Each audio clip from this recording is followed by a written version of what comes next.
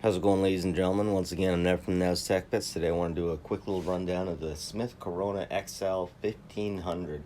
Now, I believe that this certain unit was released in 1986, and you can tell it's a little bit different. Seems a little more advanced than some of the other ones. We got correctable cartridges here. There's a correctable piece, and what's really cool, I get such a kick out of these. The wheels.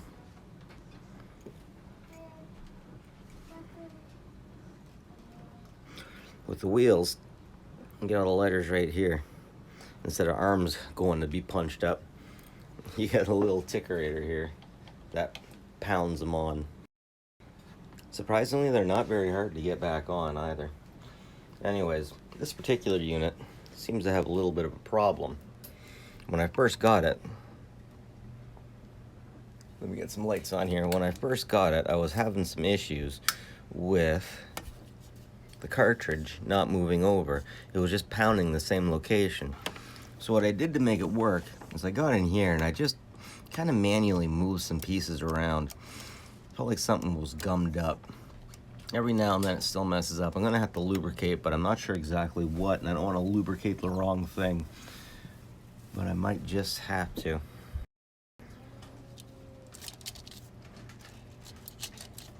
I feel a little bit sloppy. Putting these things back in, I always got to wind them up every time that I do. This stuff really takes you back to a time when you had to concentrate more on what you were writing, or the format of what you were writing, more than exactly what you were writing. Because of course, once you get to the end of the line, you have to press the enter button in order to continue. So let's start this bad boy up.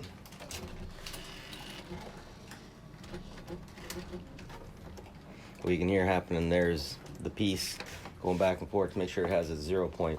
When you open it up, of course, the lock comes on. The lock is triggered right over here. If you want it to run with the lock off, you just get a pen, put something in there.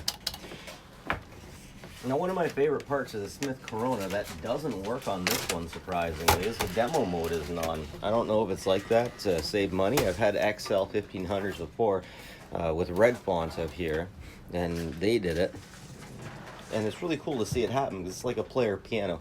It'll write out a draft of something that's installed on the ROM somewhere. You press code and Z or Z. Doesn't work. Doesn't work. But it works to go.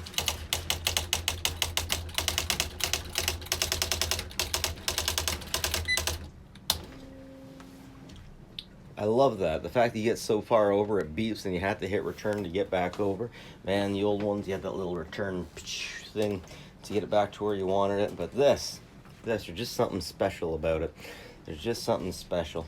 Anyways, if you want to correct a word, let me zoom in here. And I will show you the way the correcting works.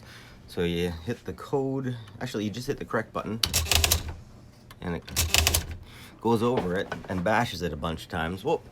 It goes over it and bashes it a bunch of times, but hey Zoe, but apparently I don't have the unit set up perfectly. But anyways, it goes back over it with this and bashes it a bunch of times. And the idea, I suppose, is to suck all of the ink off of it, or to bash all of the ink off of it. And my daughter Zoe just came in here and she absolutely loves typewriters. She absolutely loves jumping in when I'm doing YouTube videos too. How's it going, Zoe? Whoa, please don't do that. I want to go. All right, let's try that one more time. So then I hit the word erase button.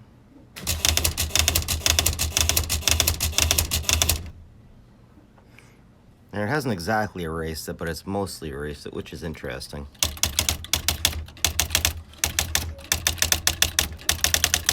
You can also hit the correct button to go back to the last word and take just the last letter out. This is pretty advanced stuff for the 80s. Just gives you an idea how much time it would have taken to do all of these things. So here's a closer look at the inside, the warning, the model, and the serial number. I can't find any user manuals for this at all. If you want to have a quick look at the circuit board on the inside, there you go. The keyboard's definitely a little bit different.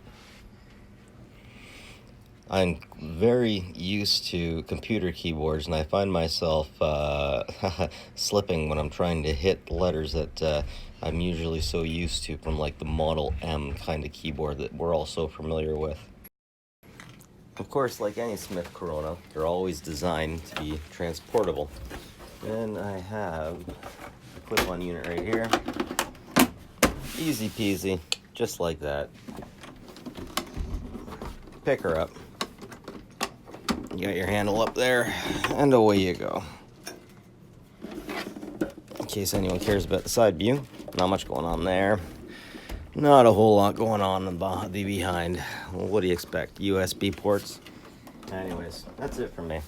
Nev from NESTech that's loving this old technology. A little bit disappointed that we didn't have the demo mode, because that's really awesome, but you get what you get. Have a good one, folks. Take care of each other. Like and subscribe if you like this kind of stuff. Always appreciated.